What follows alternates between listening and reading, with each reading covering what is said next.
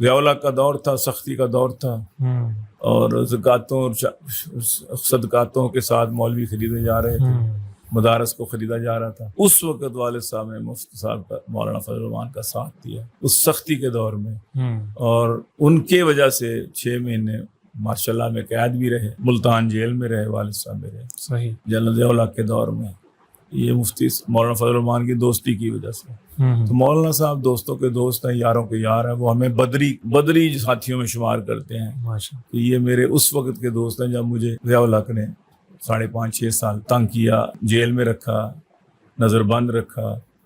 तो उन दिनों में मेरी दोस्ती जो मुझे सरपरस्ती जो थी कुछ लोगों ने, जिनमें सैयद अमीन गिलानी मेरे वालिद साहब, मौलाना लुकमान अलीपुरी और 2-4 इस तरह के कोई उलमा ने, बुजुर्गों ने, वालिद साहब ने इन मौलाना का साथ दिया।